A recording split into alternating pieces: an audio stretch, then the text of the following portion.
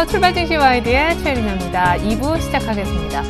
간밤엔 또 분위기가 180도 바뀌어서요. 미국 연준의 양적 완화는 계속해서 유지될 것이다 라는 분위기가 만들어졌습니다. 때문에 뉴욕 증시도 다시 한번 다우와 S&P 500이 신고가를 내기도 했었는데 우리 증시 역시도 별반 다른 패턴은 없는 것 같습니다. 장 초반 외국인의 매수가 오늘까지 나흘 연속 이어지면서 1990을 보여줬었는데 한 가지 바뀐 점이 있다면 기관의 매수가 거래소 쪽에 같이 좀 유입되고 있다는 점이고요. 코스닥 쪽에는 개인만 나홀로 사는 그런 수급의 변화가 조금은 감소됩니다. 자동차주들의 움직임도 상당히 좋은 편인데 오늘 12시 BOJ 회의 결과도 들어올 테고요. 무엇보다 오늘 밤 버냉키 연준 의장의 상하원 합동위원회 연설이 예정이 돼 있습니다. 그에 앞서서 우리 증시 어떤 움직임을 보이고 있는지 잠시 후에 조금 더 정확하게 짚어드리도록 하겠습니다. 저희가 오늘 2부에서 준비한 소식입니다.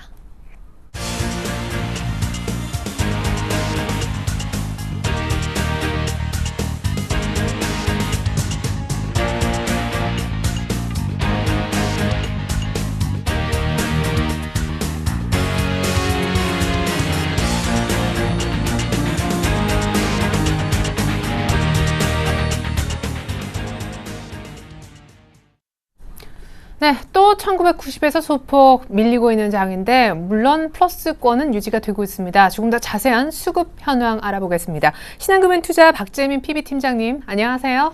네, 안녕하세요. 네, 하루 만에 또 양적 완화 유지 쪽에 힘이 실리고 있는데 오늘 조금 소폭이지만 기관의 매수가 잡히네요.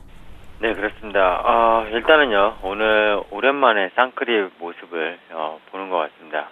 시장 수급은요, 오늘 당일은 나쁘지 않다. 이렇게 표현하는 게 맞을 것 같고요. 외국인 역시 비차익으로 사고 있습니다. 오늘 프로그램 비차익 물량이 363억 정도가 들어오고 있는데요. 외국인 340억 거래소에서 사고 있고요. 기관 아침에 순매도에서 순매수로 전환을 했습니다. 하지만 적극적으로 사는 모습은 보이지 않죠. 역시 기관 또한 밤에 11시에 한국 시간 11시에 예정되어 있는 버냉키 연설을 기다리고 있다는 게 사실 맞는 표현이라고 생각을 합니다. CJ 관련해서요, 검찰 수사가 좀 강력하게 들어간다고 하고요. 최근에 이슈가 됐던 버진 아일랜드 이쪽에 비자금, CJ가 이쪽에 비자금을 사실 숨겼다, 이런 내용이 나오면서 다른 뉴스 채널을 통해서 그 버진 아일랜드 명단을 70명 정도 공개하겠다, 이런 뉴스들도 오늘 좀 퍼져 나오고 있는 상황 속에서 그런 비자금에 관한 뉴스, 사실 기업의 펀더멘탈 기본적인 훼손 요인은 아니지만 심리적인 매도 요인이 될 수가 있겠죠. 그로 인해서 음식료 업종이 좀 많이 빠지고 있고요. 다른 업종은 전반적으로 그래도 괜찮은 모습을 보이고 있다. 오늘 통신업종이 오랜만에 조정을 거치고 다시 강한 모습 보이고 있습니다. 1.6% 정도 상승하고 있고요.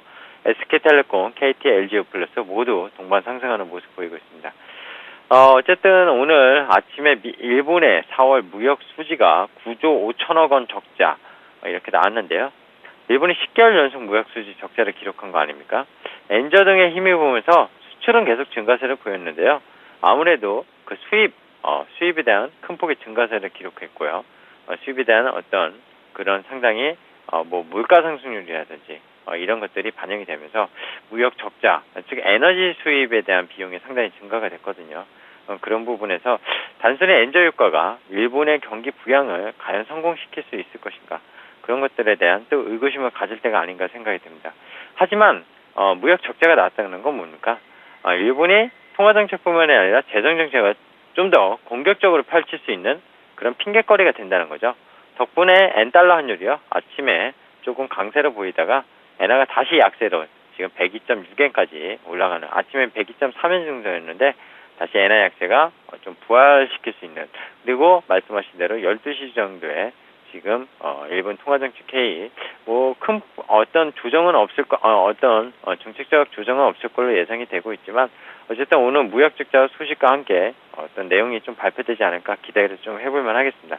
물론 일본 증시 입장에서 기대를 해볼만 하다는 거고요. 오늘도 니케이 거의 1% 상승을 보이면서 15,500을 넘어서는 모습을 보이고 있습니다. 코스피 1990선 지금 상거래일제 돌파를 하려고 안간히 힘을 쓰고 있는데요.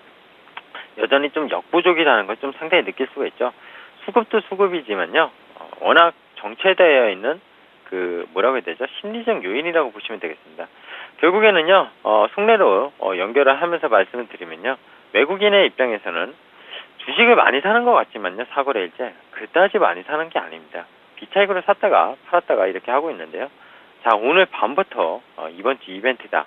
그 이벤트에 대해서 조금 이따 다시 추가적으로 좀 말씀을 드릴 거고요. 외국인의 파생 수급이 상당히 중요하다고 일단 말씀드리겠습니다. 기간은요, 2000선이 다가올수록 보수적인 전략은 좋다고 판단을 합니다. 오늘 일부 매수는 들어오지만 역시 적극적이지 못하다는 점. 그리고 금융투자 물량은 지금 빠지고 있다는 거. 증권 쪽에서 차익 거래가 빠지고 있다는 건데요. 이런 물량 부담 그런 것들이 여전히 상존하고 있다. 지금 지수대에서는 그렇게 좀 보시는 게 맞을 것 같습니다. 개인은요, 오늘 코스닥이 개인을 많이 사죠. 146억 정도 사고 있고요. 외국인과 기관이 각각 120억, 16억. 외국인 최근에 계속 사다가 오늘 이제 또다시 매도세를 돌았는데요. 570선이 오니까 또 개인이 달라붙고 외국인이 팔고 양적 완화가 계속 지속이 된다면 사실 유동성이 코스닥에 어떤 개별주대로 계속 되지 않겠냐. 개인들이 일단은 심리적 위안을 삼고 있는 것 같은데요. 그러면서 가는 거다 이렇게 생각하면서 다시 코스닥으로 매기를 잡는 것 같지만 오늘이 어떻게 보면 마디 변곡점이 코스피든 코스닥이든 될 수 있기 때문에 적극적인 매수는 오늘까지 좀 삼가셨으면 좋겠다. 이런 말씀을 저는 이런 속내를 표현해서 좀 말씀드리고자 합니다. 그러게요. 어느 지역의 뭐 연준 총재든 간에 사실상 누가 뭐래도 연준 의장인 버냉키 의장의 발언이 가장 정확하고 또 믿음직스러울 텐데 그것이 오늘 밤이란 말이죠. 그럼 오늘은 좀 역시 매수를 적극적으로 하는 건 무리가 될까요? 또 어떤 분들은 지금부터 슬슬 담지 않으면 나중에 너무 늦을 수 있다 이런 얘기도 하시더라고요. 네, 뭐 지수가 사실 지난주부터 약하지는 않았습니다. 뭐 1900선 중반 라인부터 한 2, 30 라인부터 지금 1990까지 왔는데 지금 사도 늦지 않다? 뭐 오늘 밤에 버냉키가 해서 내일 100포인트가 오르겠습니까? 사실 저는 그런 게 큰 의미를 두고 싶진 않아요. 사실 지수가 최근에도 중요하지 않다고 말씀을 계속 강조드렸고요. 어떤 개별 기업들의 실적들을 체크하면서 들어간다면은 우리는 어떤 외부적 정책 변화에 대해서 변동성이 나타나는 것을 좀 리스크를 줄이기 위해서 대응을 하는 거지 그런 것들을 먼저 예측해서 들어가서 그것을 다 먹을 수는 없다는 겁니다. 만약에 지금 물어보신 거에 대한 답변이 여기에 대해서 저는 충분히 될 거라고 보고 있고요. 개인 투자가는요, 외국인 기관처럼 자본에 대해서 무제한적인 자본을 집행할 수 있는 그런 투자 주체가 아닙니다. 그런 상황에서 정책을 미리 예측해서 투자를 해서 모든 어떤 수익을 극대화하겠다? 그런 게 결국엔 가욕이고요. 주식 투자에서 실패하는 요인이 될 거라고 저는 생각을 하고 있습니다. 저도 주식 투자 경험이 꽤 그래도 나름 많은데요. 그런 부분에서 저도 실패한 경험이 있었기 때문에 예측보다는 이런 정책적 변수는 특히 지금 같은 어떤 통화 전쟁 속에서 정책 당국자들의 입이 그런 환율을 상당히 변동시키고 주식시장의 자금 흐름을 변동시키는 상황에서는 그런 어떤 리스크 관리가 오히려 더 중요하지 않나 수익보다는 그렇게 좀 생각을 하고 있습니다. 자, 여기 일단은 그런 일단적인 어떻게 보면 원론적인 얘기일 수 있는데요. 그런 부분에 대해서 좀 말씀을 드렸고요. 오늘 밤 버냉키, 양적 완화 축소 저도 말하지 않을 거라고 생각을 합니다. 왜냐면요. 미국이 그동안에 인플레이션 2.5% 목표 그리고 실업률 6.5% 하단과 상단 어떤 퍼센테이지를 정해놨잖아요. 아직 그게 안 왔습니다. 그게 안 오는 이상 저금리 상태에 그거를 금리를 올릴 일도 없고요. 그리고 양적 완화를 축소할 일이 없다. 버냉키가 그동안 계속 강조해서 말했는데 최근에 들어와서 이슈가 됐었던 거거든요. 그로 인해서 달러 강세가 됐었고요. 미국이 원하는 게 그거라고 말씀을 드렸습니다. 아마 오늘 밤에 말고요. 어젯밤이었죠. 정확히 오늘 새벽이었죠. 이제 더들러라는 비둘기파랑요. 그리고 지금 제임스 블러드 매파였죠. 어떻게 보면 매파는 비둘기파 버냉키의 발언과 항상 좀 상반되는 모습이었는데 오히려 또 우호적인 발언을 했다는 말이죠. 한 목소리를 냈다고 표현하는 게 맞을 것 같은데요. 즉 지금의 양적 완화가 경제를 부양시키는 효과가 있다고 표현한 거나 마찬가지입니다. 그로 인해서 양적 완화가 지속될 거라는 기대 심리가 미국 시장에서 붙었고 미국 시장이 또다시 랠리를 이어가면서 사상 최고가를 간 건데요. 말씀하신 대로 버냉키가 정확히 뭐라고 말할지는 아무도 모르지만 아무래도 비슷한 말을 하지 않을까 생각을 합니다. 근데요, 이제 여기서 버냉키가 그 말을 함으로써 그동안의 달러 강세가 약세로 돌아설 것인지 아니면은 달러 강세가 지속될 것인지는 조금 더 지켜봐야 될 것 같습니다. 어쨌든 미국에서 지금 연준의 양적 완화를 축소시키면은 사실 달러 강세가 지속될 것이고 이론적으로는요. 그리고 만약에 지속 정책을 펼칠 것이면 달러가 강세가 멈출 것이다. 이게 원론적인 얘기지만 사실 최근에 한 흐름이나 어떤 그런 흐름들이 원론적으로 예전처럼 똑같이 움직이지는 않았습니다. 아무래도 금값이 최근에 또 폭락을 한 것도요. 그런 원론적인 원칙에서 많이 벗어나는 흐름을 보였거든요. 그렇기 때문에 예측이 상당히 힘들다는 거고요. 저는 버냉키 연설에 따라서 돈의 흐름이 오늘 원자재 시장이든 환율 흐름이든 이런 게 상당히 변화가 올 것이라고 보고 있습니다. 그런 흐름을 좀 보고요. 주식시장에 대해서 판단하는 게 맞을 거라고 보고 있습니다. 또한 국내 시장은요. 이제 버냉키의 발언에 따른 엔저 현상이 가속화가 더 될 것인지 아니면 여기서 주춤할 것인지에 따라서 또 일본과 한국의 농쇼 그 전략이 외국인들에게 패턴이 좀 많이 바뀔 수 있다고 보고 있기 때문에 그런 부분도 좀 체크하고 짚고 넘어가서 투자를 하는 게 더 맞지 않나 생각을 합니다. 좀 얘기가 길었는데요. 똑같은 얘기입니다. 사실. 그리고 오늘 밤 버냉키 말고요. 내일 국내 시장 개장했을 때 중국 그리고 유럽의 제조업 지수 발표되고요. 그 이제 미국의 실업수당 청구 건수 발표되죠. 이게 최근에 이슈가 됐었거든요. 실업수당 청구 건수가 고용지표의 역할을 하기 때문에. 그리고 그 다음날 금요일날 드라기의 연설도 준비 중입니다. 아주 강력한 이벤트들이 오늘 밤부터 진행이 될 예정이기 때문에 아주 어떤 공격적인 매수 그리고 극단적인 어떤 매도 뭐 이런 것들은 좀 하시기보다는 시장을 좀 참여하시기보단 좀 바라보신다고 생각하고 시장을 좀 오늘 이번 주는 후반을 보셨으면 좋겠다. 이런 말씀을 좀 오늘은 드리고 싶습니다. 네, 감사합니다. 오늘 밤부터 주 후반까지 체크해야 될 이벤트들이 산적해 있군요. 신한금융투자 박재민 팀장님의 오늘장 종합적인 의견 들어봤습니다. 감사합니다. 네, 감사합니다. 네, 계속해서 이 시각 현재 선물시장 동향과 전략까지 세워보겠습니다. 주쌤 만나보죠. 샘플러스 김도영 멘토님 안녕하세요. 네, 안녕하십니까. 네, 사실상 어제 저희가 이렇게 만났을 때 그때만 좀 반짝했었을 뿐 그 이후로 현재 지금까지 말씀하셨던 바닥에 껌 붙어있는 그런 분위기 굉장히 조용하네요. 예, 맞습니다. 전체가 아무래도 굵직한 이벤트 앞에서 좀 잡아주시는 바와 같이 눈치를 보고 있는 장세가 만들어지고 있는데요. 사실 수급의 부재가 많이 있다라고 보셔야 될 것 같습니다. 하지만 전반적으로 우리나라 시장은 해외발 훈풍 이후에 관망세로 일관되면서 혼조 양상, 일명 껌딱지 장세가 지금 연출이 되고 있는데요. 그 속에서 지금 선물 쪽의 포지션을 보시면 기관계 쪽에 금융투자 창구 쪽에 매도 압박 부분, 신규적인 포지션들이 좀 일부가 오늘은 들어오고 있는 모습입니다. 이 부분 때문에 발목이 잡혀 있는 상태겠고요. 개인의 매수와 외국인들의 매수 같은 경우는 피자파이수, 즉 피자파이라는 것은 결국은 대부분이 8조각 정도밖에 없겠죠. 그렇다면 8조각을 나눠 먹는 형태만 만들어질 뿐이겠고요.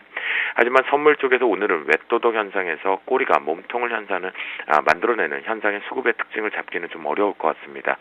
콜옵션 쪽에서도 보시면 관망세가 좀 일관되고 있겠고요.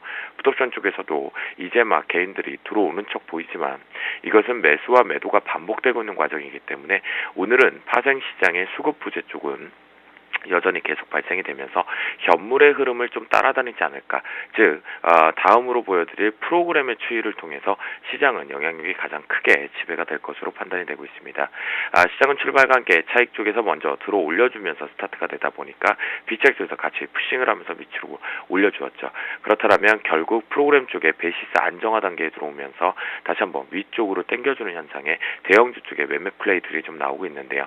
살짝이지만 프로그램 차익 쪽에서 매도가 나온다고 하더라도 이미 매수가 소폭이나마 들어와 있는 상태에서 비차익 쪽에서 푸싱을 제대로 해주고 있기 때문에 오늘은 전반적으로 여러분들께서 이벤트를 앞두고 있는 시점에서 고점 매도를 때려야 될 것이 아닌가 이런 생각을 좀 가지고 있으신다면 오히려 역발상 쪽에서 현물 쪽의 트레이딩 관점이 긍정적으로 나오고 있기 때문에 시장의 지배력이 나오고 있는 종목으로 봤을 때는 제가 보는 관점에서는 저희 역시도 현재 아침부터 계속해서 눌린 매수 전략을 하면서 홀딩을 하고 있는 상태인데요.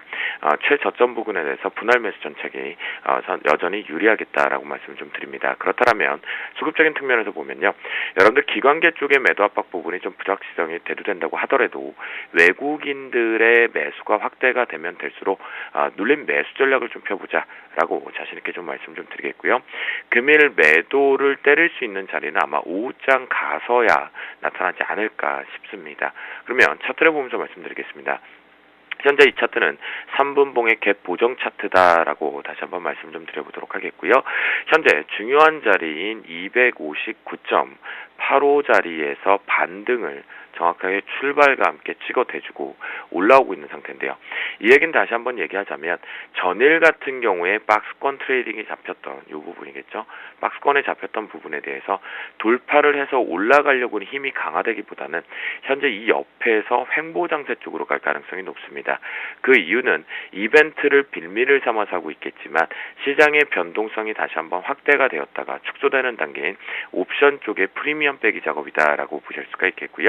그렇다면 오늘 지금 이미 259.85를 지지를 했기 때문에 기술적 반등 올라간다라고 보시는 것이 유리하겠습니다. 그렇다면 현재 이 양봉에서 추격으로 담는 것보다는 현재 저희 방송이 마감되는 부분에서 눌린 부분에 대해서 들어온다라면 260.50 정도의 지지력 정도가 나온다라면 분할 매수 전략 쪽으로 눌린 매수가 유효하겠다라고 말씀드리겠고요.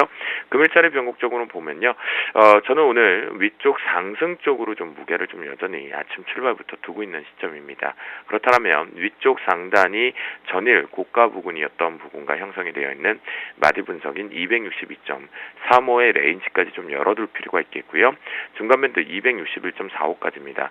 그렇다면 하단 밴드 259.85를 지금 강력히 지키면서 올라오기 때문에요.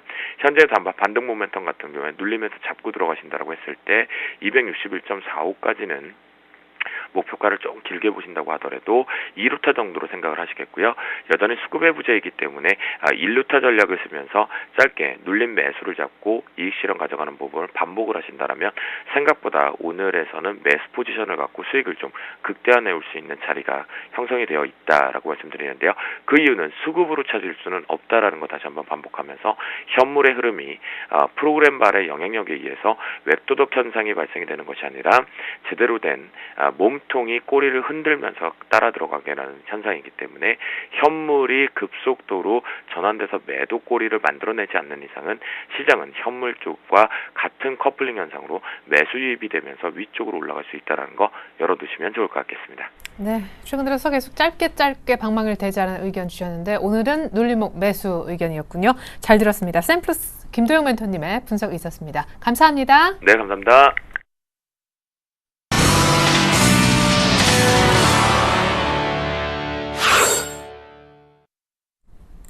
네, 코스피 1990선 회복했습니다. 비차익 중심의 프로그램 매수세도 시장에 도움이 되고 있는데요. 현재 코스피 지수는 1994.28이 되겠습니다. 오히려 코스닥의 상승폭이 조금 줄고 있다라는 느낌도 드는데요. 계속해서 이 시각 현재 업앤다운 특징주 정리해서 보여드립니다. 자, 먼저 업종목이 세 종목 나왔네요. 주성엔지니어링, 태평양물산, 그리고 신원. 주성엔지니어링은 저희는 이제 소폭의 장 초반에 상한가를 기록해서 저희가 브리핑 때 다뤄드리기도 했었는데 신기술 발표 얘기가 나왔지만 아쉽게도 현재는 상한가가 살짝 풀려 있습니다. 태평양물산은요, 액면 분할 이후 거래가 재개됐는데 오늘 상한가 들어갔죠. KT 서브마린도 같은 재료로 같은 모습이고요. 신원, 남북 경협주죠. 정부가 남북 회담을 제의했다는 소식이 오늘 급등인데 아직 상한가까지는 들어가지 못했습니다. 네, 이번엔 다음 종목입니다. NC소프트 해외 진출 성공 여부에 대한 불확실성 때문에 오늘 소폭 밀린다는 분석인데요. 역시 중국에서 통할까 이 부분에 대한 의문부호가 떼지지 않고 있습니다. 지주회사 CJ 검찰의 해외 비자금 관련 압수수색 소식에 전일에도 밀렸는데 오늘도 역시 이틀 연속 밀리고 있는데요. 장기 이평선 돌파 이후에 지금 낙폭이 약간 더 커지는 양상입니다. 윗골은 약간 달았고요. KG 모빌리언스도 오늘 약간 조정인데 수급에 좀 문제가 있는 모양이에요.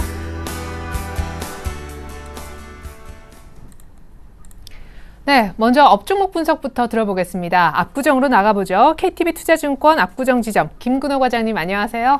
네, 안녕하십니까? 네, 오늘 코스닥 종목 가운데 상한가 치는 종목 좀 많이 보이는데 먼저 주성엔지니어링 굉장히 좋은 소식이 있네요. 네, 맞습니다. 일단 오늘 이 차세대 반도체 장비 공급설이 좀 돌면서 이 부분에 있어서 좀 오늘 상한가를 좀 갔다 오는 모습을 보여줬는데요. 일단 전일에 이 차세대 반도체 제조 장비인 좀 어렵습니다. 공간 분할, 플라즈마 화학 증착기 이러한 차세대 기기를 제조 장비를 국내 반도체 제조 기업들에게 공급하겠다라고 밝혔고요. 이 장비 같은 경우에는 사실 지난해 주성 엔지니어링이 또 세계 최초로 개발에 성공한 제품입니다. 그래서 향후 이 관련 기업으로의 어떤 추가 공급 이 부분도 좀 기대되고 있는 부분이다라는 말씀을 좀 드리면서 일단 뭐 오늘 상한가를 갔다가 또 거래량이 터지면서 좀 밀렸는데 일단 내일 흐름을 좀 잘 판단해야 될 것 같고요.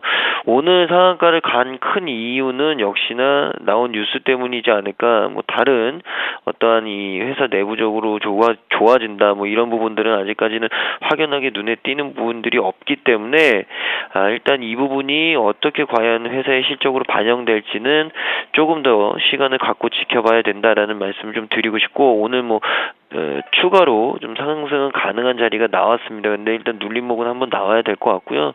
일단 상한가 갔을 때 제가 상한가 패턴 주목을 좀 해보자는 얘기를 매번 드리는데 오늘 좀 윗꼬리가 달렸기 때문에 이 부분에 있어서는 내일보다는 오늘 정리가 돼야 될 가능성이 커졌다라는 말씀을 먼저 드리고 싶고 두 번째는 태평양물산입니다. 태평양물산도 그렇고 오늘 또 KT 서브마린 같은 종목도 그렇고 액면 분할 가지고 하는 종목들이 거래일에 첫 거래일에 상한가에 진입하는 경우를 좀 보여주고 있는데 역시나 이 액면 분할 같은 경우에는 향후에 이 거래가 굉장히 좀 활발해질 가능성 이런 부분들이 굉장히 좀 기대감으로 반영되기 마련입니다. 일단 주당 가격을 좀 낮춰서 거래를 용이하게 하는 게 바로 이 액면 분할인데 근데 또 양면의 칼날처럼 너무 지나치게 활성화가 되면 이 주가 변동성이 굉장히 좀 높아지는 단점이 있습니다.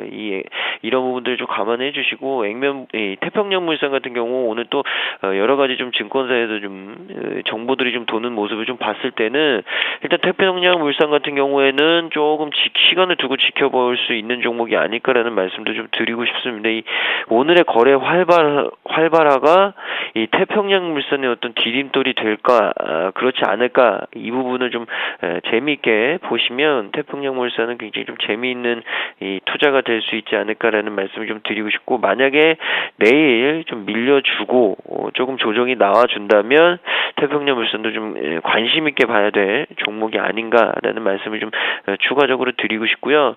마지막 종목은 이 신원이라는 종목입니다. 사실 신원 같은 경우 남북 경협주로 좀 분류가 되는 종목인데 뭐 남북 상황이 굉장히 좀 안 좋아지면서 이 남북 경협주들의 주가들이 굉장히 정체 상태, 답보 상태에 있었는데 신원 같은 경우 정부가 남북회담을 제의하면서 이 남북 경협주 전반적으로 좀 동반 상승을 가져오는 모습이었습니다. 일단 뭐 이 개성공단 현지에 보관 중인 이 우리 측 입주 기업의 원자재나 부자재 그리고 완제품 반출 등의 문제를 좀 논의가 필요하다라고 정부가 느꼈고 이로 인해서 남북 당국 간 실무회담 개최를 좀 북한에 제안하기도 했는데요.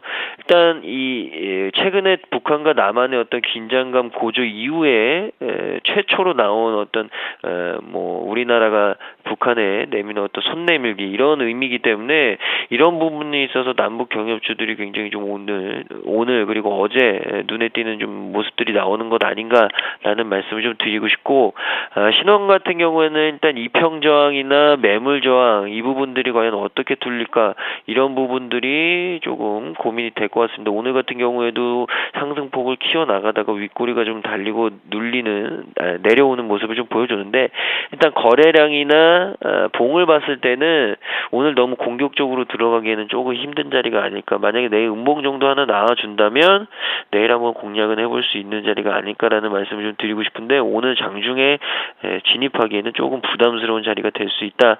그리고 남북경협주 전반적으로는 일단 과연 북한과 남한의 어떤 화해 무드가 어떻게 풀리느냐. 이제는 북한이 정말 정면적으로 국내에 미사일을 쏘지 않는 이상 북한의 도발 같은 경우에는 국내 시장이 그렇게 크게 영향을 미치지는 않는다고 생각이 듭니다. 그래서 오히려 과연 어떻게 관계 개선이 되느냐 이 부분을 조금 주목해보는 것도 재미가 되지 않을까라는 말씀 드리겠습니다. 네, 무엇보다 액면 분할로 오늘 상한가 간 태평양물산 내일 한번 지켜보자라는 좋은 조언 들어봤습니다. 김근호 과장님 잘 들었습니다. 네, 감사합니다. 네, 이어서 다운주로 장소를 옮깁니다. NC소프트 분석부터 들어봤으면 좋겠는데요. HMC 투자증권으로 갑니다. 최희승 차장님. 네, 안녕하십니까. 네, NC소프트 오늘 좀 밀리는데 중국 걱정 때문이라고 합니다. 앞서서 리니지, 아이온 다 중국에서는 사실상 별로 재미를 못 봤잖아요. 네, 그렇습니다. 지금 뭐 방금 말씀해주신 그런 게임들 같은 경우에는 사실상 뭐 중국 진출 실패라고 봐야 될 것 같습니다. 따라서 이번에도 이제 블레이드 앤 소울이 이제 중국 시장의 하반기 런칭이 지금 예정되어 있는데요. 이 게임 그 신규 런칭에 대해서 좀 회의론도 시장에 조금 나오는 것 같습니다. 따라서 이런 해외 진출 성공에 대한 그 불확실성이 좀 대두되고 있는데, 오늘 같은 경우에는 기관 쪽은 지금 매수로 좀 나오는 모습이고요. 외국인들은 이제 매도로 좀 나오는 그런 모습입니다. 하지만은 이제 당사의 중국 그 시장 진출 성공 여부에 따라서 뭐 주가에 대해서 대응을 해봐야겠지만은, 일단은 뭐 신규 모멘텀으로 이제 모바일 게임에 뒤늦었지만 대응을 하고 있는 그런 모습이고요. 아무래도 이제 그 게임 시장의 어떤 규모로 볼 때 여전히 뭐 확장 국면에 있는 모바일 게임 시장으로 뒤늦게라도 진입했다는 측면에서는 어떤 플러스 알파 요인이 충분히 될 것 같습니다. 또 한 가지는 지금 NC소프트 같은 경우에는 지금 중국의 이제 텐센트라는 가장 큰 이제 게임 업체인데요. 이 업체와 같이 손을 잡고 지금 그 블레이드 앤 소울 런칭을 지금 하고 있는데, 뭐 앞서 이제 뭐 리니지라던가 이런 부분들보다는 뭐 1년 넘게 차근차근 실패를 이제 성공의 어머니다라는 그런 얘기도 있다시피 그 실패를 바탕으로 해서 지금 준비를 착실하게 해오고 있는 만큼 이번에는 좀 상황이 좀 달라지지 않을까라고 개인적으로 생각을 하고 있고요. 다만 한 가지 우려스러운 거는 이제 시가총액 대비해서 지금 대차 잔고가 13% 정도 수준으로 아직도 좀 높은 상황입니다. 아직까지는 다시 매수해서 이런 대차 그 주식을 빌린 것을 이제 갚는 그런 부분들이 아직은 이제 적극적으로 일어나지 않다고 있다는 점에서 봤을 때는 주가가 일시적으로 좀 하락은 맞을 수 있겠지만, 전반적인 모멘텀과 펀더멘털의 훼손이 없다라는 측면에서 봤을 때는 주가는 계속해서 좀 우상향할 가능성이 높다라고 봅니다. 그래서 결론적으로 말씀드리면 NC소프트 같은 경우에는 일단은 뭐 신규 모바일 게임 시장에 이제 진입하는 그런 부분하고 중국 시장 진출 여부에 따라서 앞으로 향배가 갈라질 것이다. 지금 현재는 수급 상황을 잘 체크를 하시면서 지금 뭐 17만 3천 원인데 17만 원 이하에서는 뭐 매수 관점으로 충분히 대응해 볼 만하지 않을까 싶고요. 그리고 이제 두 번째 종목은 오늘 뭐 사실은 이제 기사에서도 가장 좀 핵심적으로 다루고 있는 내용인데 CJ입니다. CJ 같은 경우에 지금 이제 비자금 관련해서 검찰에 압수수색이 들어갔다는 이유로 상당히 좀 오늘 하락을 하고 있는 그런 모습인데, 다행스럽게도 지금 하락폭은 조금씩 줄여가고 있는 그런 모습을 보이지 않을까 싶습니다. 예전에 제가 이제 그 앵커님하고 방송을 했던 기억이 있는데, 한화 예전에 김승현 회장이 그 압수수색 받을 때 위기는 곧 기회다라고 해서 매수 관점 말씀드렸었는데 그때가 바닥이었거든요. 그래서 지금 CJ 같은 경우에도 제가 볼 때는 분할 매수 관점으로 오히려 좀 대응을 해봐야 되지 않을까라고 생각을 하고요. 다만 이제 신규 매수 제가 그 사실은 오늘 계속해서 이제 주가가 빠졌으면 신규 매수 자제하시라고 말씀드리려고 했는데, 다행스럽게도 지금 조금씩 회복되는 모습 보이면서 오히려 지금 관점에서는 좀 분할 매수 대응해봐도 나쁘지 않겠다라는 생각이고요. 전반적인 그룹 이미지 훼손은 뭐 어쩔 수 없는 부분이지만, 오늘 이제 CJ 관련 그룹주들, CJ 대한통운이라던가 CJ ENM, CJ CGV 같은 계열사들은 오히려 외국계에서 매수가 지금 들어와 주고 있는 그런 상황이기 때문에 CJ를 직접 매수하는 것보다는 사실은 이제 이런 관련 종목들, 그룹 계열사들의 실적이 우호한 종목들 위주로 좀 분할 매수하시는 전망이 그 전략이 좋겠다라고 말씀드리겠습니다. 그리고 마지막으로 말씀드릴 종목은 이제 KG 모빌리언스인데요. KG 모빌리언스 오늘 2.3% 정도 하락한 16,950원에 현재 거래되고 있는 모습입니다. 뭐 특별하게 어떤 악재가 나왔다 뭐 이런 부분보다는 지금 이제 수급적으로 외국계에서 지금 매도가 소폭 나오면서 수급 악화가 좀 어떤 오늘 하락의 좀 이유인 것 같고요. 다행스럽게도 전일 거래량보다 좀 많게 나오는 부분은 아니어서 오늘 일단 끝까지 한번 좀 거래량 체크를 해보면서 지켜봐야 될 부분인 것 같습니다. 지금 뭐 전자결제 시장의 확대 모멘텀에는 크게 변함이 없다라고 보여지고, 다만 이제 최근에 전자결제주들이 상당히 좀 상승폭이 컸기 때문에 이런 부분들의 차익 실현 그런 욕구, 그리고 그런 부분들이 오늘 이제 그 매도로 좀 나오는 부분이고요. 오히려 지금 16,950원, 17,000원 이하에서는 분할 매수 관점으로 좀 대응을 해보시는 게 좋지 않을까 싶고, 지금 한번 1차 상승 파동 이후에 지금 21선에서 다시 한번 지지를 받고 올라가는 그런 형태로 지금 진행될 가능성이 높기 때문에 17,000원 이하에서 좀 분할 매수 접근을 해보시기 바라겠고요. 지금 그 사실 뭐 저도 그렇습니다만, 사실 이제 그 2030 세대들 같은 경우에는 실질적으로 이제 오프라인 매장에서 구매하는 비율보다도 온라인이나 모바일을 통해서 이제 상품을 구매하는 비중이 점차적으로 높아지고 있고요. 그리고 이제 4050 세대들 같은 경우에는 뭐 소위 말해서 이제 홈쇼핑, TV 홈쇼핑을 이용하는 경우가 상당히 좀 매출 비중이 높아지고 있습니다. 따라서 이런 부분들은 앞으로도 이런 전자소액 결제 시장의 시장 확대에 대해서 긍정적으로 볼 수 있는 그런 부분이다라는 그런 부분이고요.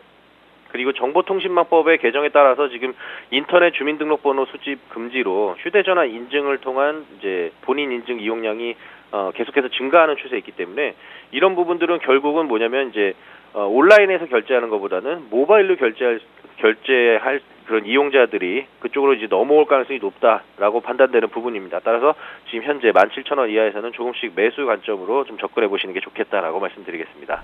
네, 전반적으로 전자결제주 굉장히 좋게 보시는 것 같습니다. 무엇보다 CJ 그룹주 가운데 실적 괜찮은 종목 오늘부터 좀 저가 매수 들어가도 좋겠다라는 의견 아주 감사하게 들었습니다. 최순 차장님 잘 들었습니다. 네, 고맙습니다.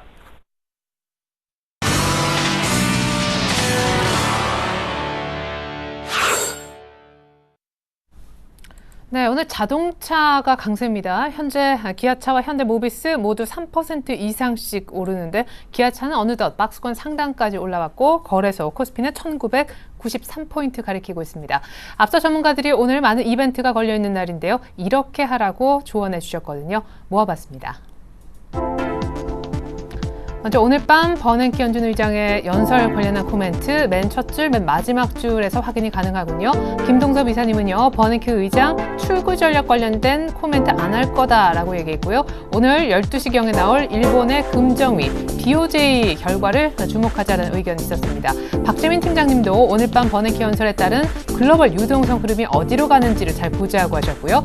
이드코 대표님은 코스피는 이제 좀 긴 호흡으로 롱런할 수 있는 전략을 고민할 때가 됐다라고 하셨고 코스닥은 전 고점 부근인 580선 라인 돌파 여부를 보자고 역시 체크포인트로 언급해 주셨습니다. 이명식 전문가님은 외국인 수급 개선이 긍정적이다라는 분석과 덧붙여서 IT 섹터를 주목하자고 하셨고 유창희 대표님은 기관의 윈도우 드레싱 언급을 해 주신 바 있습니다.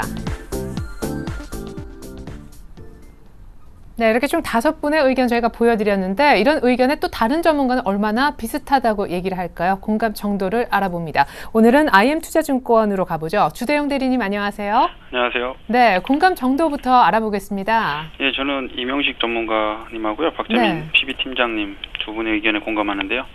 지금 미약 하나만 4거래일째 지금 외국인들이 지금 현물을 좀 매수해주고 있습니다. 일단 팔지 않으면 올라갈 수 있다는 그런 기조가 형성된 것 같고요. 지금 현재 오늘 밤에 이제 버냉키 연설 그 유동성 공급에 대해서 주목을 해야 될 부분은요.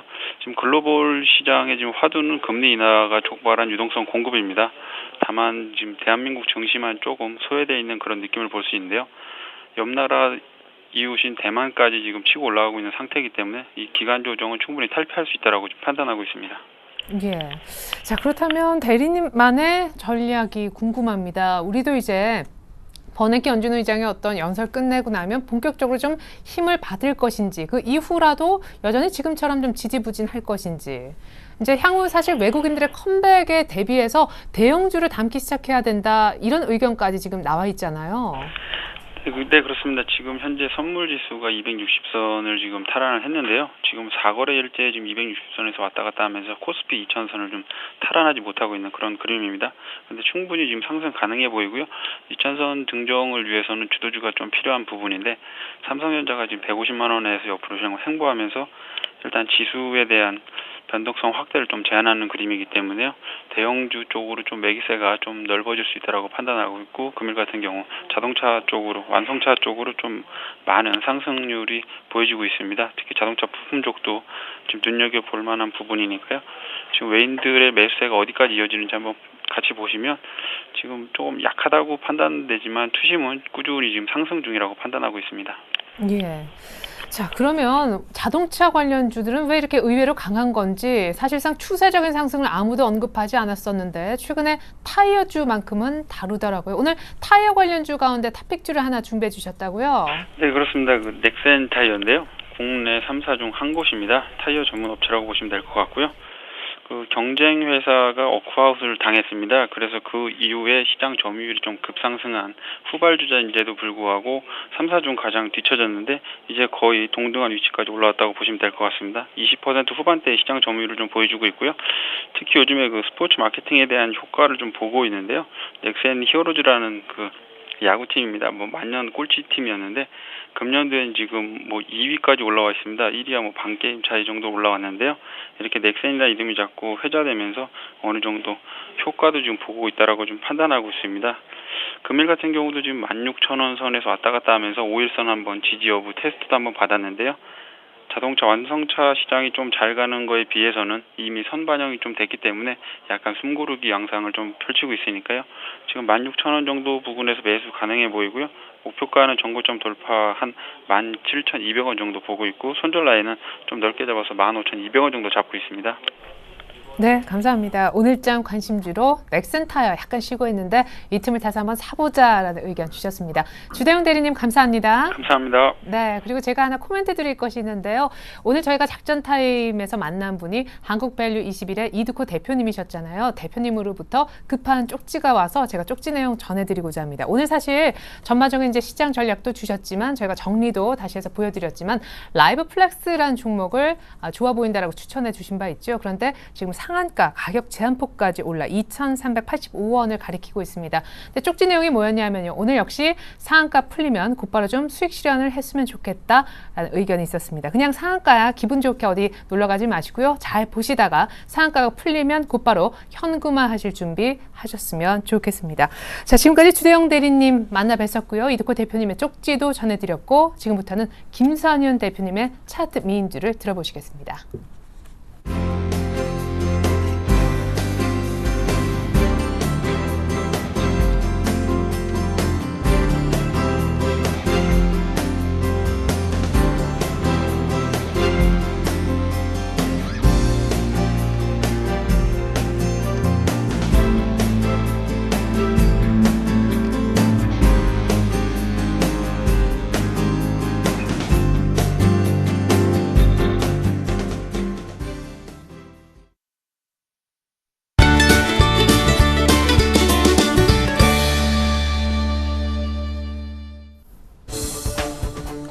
네, 안녕하십니까. 김선윤의 차트 미인주 시작해보도록 하겠습니다. 자, 시장의 흐름이 어제는 조금 오지 않들어서 별로였는데 오늘은 그래도 외인들이 어제에 이어서 매수가 들어와주고 있고, 자, 오늘은 기관들마저 같이 매수를 해줍니다. 꾸준하게 기관들이 좀 매수가 들어오는 모습이 굉장히 긍정적이다 말씀을 드릴 수가 있을 것 같아요. 자, 지금 오늘 현재 한 두 기관과 외인들이 한 400억씩 동반 순매수를 지금 보여주고 있습니다. 자, 연기금이 끊임없이 매수를 해주고 있다는 거. 전반적인 시장 상황 이번 주 안으로 2,000포인트 도달 한번 노려볼 수 있지 않을까라는 생각이 듭니다. 하지만 주의하실 점은 기관들이 여지없이 차익 물량이 나올 수도 있다는 거, 그 점은 꼭 주의하셔야 된다는 거 말씀을 좀 드려보고요. 확실하게 경기 민감주들이 잘 움직여줍니다. 경기 민감주들 관심 필요하겠다. 자, 1번 쪽 지표 좋지 않았습니다. 자금들 코스피 쪽으로 몰릴 가능성 크겠다. 자, 꾸준하게 관심 가지시고요. 대형주 중심으로 한 포트 편이 필요한 때인 것 같습니다. 자, 종목들을 말씀드려 볼게요. 제가 이제 꾸준하게 지금 말씀드렸던 종목 지금까지 쭉 있는데 오늘은 한 종목은 수익 실현을 했고요. 한 종목은 손절 처리를 좀 하도록 하겠습니다. 자, 현재까지 지금 보시면 이제 포스코 ICT, 애강리메텍, 자, 그리고 EM코리아, 그리고 로만손, 하나케미칼, 제이콘텐트 이렇게 있었는데요. 자, 포스코 ICT가 일단은 뭐 오늘 좀 움직여줍니다. 홀딩하도록 하고요. 애강리미텍 역시나 아직 괜찮습니다. 홀딩하고요. 자, EM코리아도 수익 중이죠. 자, 홀딩하도록 하겠습니다. 자, 그리고 이제 로만손과 하나케미칼, 제이콘텐트를 가지고 있는데 로만손이 꾸준하게 지금 상승은 주고 있어요. 지금 목표가 도달을 한옥가 창을 못 가가지고 안타깝긴 한데 그래도 수익 중입니다. 홀딩하도록 하고요. 하나케미칼이 3.07%가 아니라 더 오르고 있습니다. 현재는 더 오르고 있어요. 여러분 정리하실 분들은 정리하셔도 될 것으로 판단이 되고 있고 가져가실 분들은 가져가셔도 되겠다. 이게 지난주 추천한 건데 월요일날 하나케미칼을 말씀을 드렸잖아요. 예, 추가적으로 사셔도 된다 말씀드렸는데 적중한 흐름입니다. 지금 현재 하나케미칼을 잠깐 짚고 넘어가 보도록 하겠습니다. 가장 잘 가기 때문이죠. 현재 18,550원의 상황을 좀 보여줍니다. 2.49% 지금 상승을 해주고 있고요. 꾸준하게 지금 상승을 주면서 자, 61선과 121선 지금 딱 붙어 있는데 그 부분 딱 터치하면서 올라가주는 모습이 나와줍니다. 3% 공략주 지금 현재 한 3.5% 정도 수익 중이고요. 정리하실 분들은 정리하셔도 괜찮습니다. 축하드리고 홀딩하실 분들은 19,000원 이상은 보지 마시고요. 만약에 18,500원 깨질 때에는 익절하시는 전략으로 가져가시면 될 것 같고요. J 콘텐트리를 제가 손절 처리가 됐습니다. 지금 제가 손절가를 5,000원 짧게 잡아드렸는데 지금 4,935원까지 내려왔습니다. 길게 보셔도 괜찮습니다. 매수가 아직 충분하게 차트는 살아있는 모습이에요. 하지만 저희가 좀 짧게 보는 스타일이기 때문에 방송 스타일이 이 부분은 단타를 좀 치는 부분이잖아요. 길게 한 종목당 보통 2주를 넘어가지 않습니다. 그러니까 J 콘텐트리는 정리를 조금 하도록 하겠습니다. 좀 길게 보실 분들은 아직 괜찮습니다. 충분하게 매수 기회라 말씀드리는데 스타일상 좀 정리를 하도록 할게요. 자, 그래서 52전 37승 15패 상황을 지금 현재 기록하고 있습니다. 꾸준하게 그래도 쭉 가고 있다. 수익은 계속 내고 있다. 여러분 꼭 알고 계시면 좋겠어요. 자, 오늘 또 두 가지 종목을 제가 가지고 나왔습니다. 두 가지 종목을 조금 소개를 시켜드리도록 하겠습니다. 자, 첫 번째 종목은 제가 유원컴텍을 가지고 나왔고요. 두 번째 종목은 동부증권을 가지고 나왔습니다. 자, 먼저 유원컴텍부터 보도록 하겠습니다. 자, 최근에 주가 흐름 자체가 8,500원까지 밀렸습니다. 자, 그 이후에 다시 한번 반등을 주고 있는 흐름인데요. IT 소재주로서 굉장히 좋은, 굉장히 양호한 그런 종목 중에 하나인데 꾸준하게 좀 차트 흐름 반등을 주고 있다가 작년 9월부터 해서 큰 폭의 상승을 보인 이후에 좀 큰 낙폭을 거쳐서 한 8,500원까지 다시 한번 밀렸었죠. 그 이후에 다시 살짝 오르는 듯 싶다가도 박스권 형태의 가격대를 한 9,500원 정도에 계속 보여줬었습니다. 자, 그리고 나서 한번 떨어진 이후에 다시 한번 최근에 8,400원 저점 라인 찍고서 다시 이제 반등을 주고 있죠. 지금 이 종목, 특히 이제 유원컴텍 같은 종목은 한번 올라가면은 꼭 10,000원은 최근에 좀 찍었던 그런 경험이 있는 종목이에요. 좀 지워볼까요?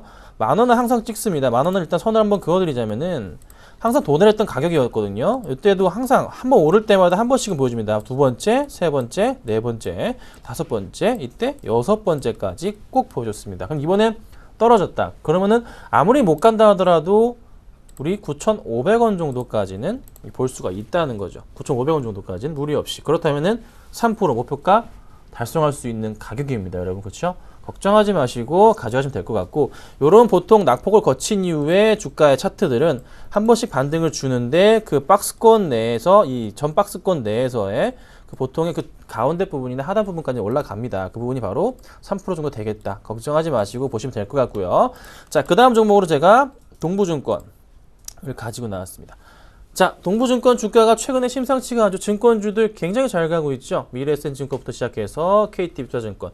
당연히 지수가 올라가니까 증권주들이 살아납니다. 또 저평가되어 있는 증권주들이 올라가지고 있는데, 동부증권을 제가 주목하는 이유는 지금 굉장히 고점이긴 해요. 고점 부근에서 박스권 형태를 그려주고 있는데 왜 주목을 하냐면요, 바로 수급이었습니다. 자, 동부증권의 수급 상황 살펴보면요, 빨리 볼게요. 최근에 기관들이 4일 정도 매수가 아주 강하게 들어옵니다. 투신, 연기금, 금융투자 쪽이죠. 그러면 차트상의 흐름에서 보면은 바로 제 박스권, 박스 그어들이 바로 이 부분이에요. 예, 현재 거의 기관들의 평균 단가 순이란 말이죠. 현재 가격이. 걱정하지 마시고 이 종목도 역시나 한번 반등 기회를 노려볼 수 있겠다. 3% 공략 가능한 종목이다. 자, 그럼 오늘 제가 어떤 종목을 선택을 해볼까요? 자, 오늘은 전 그래도 너무 고점, 증권도 괜찮지만서도 유원컴텍을 한번 선택을 해보도록 하겠습니다. 바닥권 라인에서 올라갈 수 있는 부분 9,500원 정도까지는 무리 없기 때문입니다. 그래서 9,500원, 한 3% 정도까지 목표가를 잡고서 대응하시는 전략을 말씀드리고, 손절가 자체는 제가 한 8,900원 짧게 잡아드릴게요. 걱정하지 마시고요. 반등 지금 주는 모습, 오늘 내일까지 상승 이어질 것으로 풀이가 되고 있습니다. 꼭 편입하셔가지고 3% 수익 실현하셨으면 좋겠습니다. 자, 오늘 제가 유원컴텍 말씀드렸고요. 김선윤의 차트 뮤인즈 마치도록 하겠습니다. 감사합니다.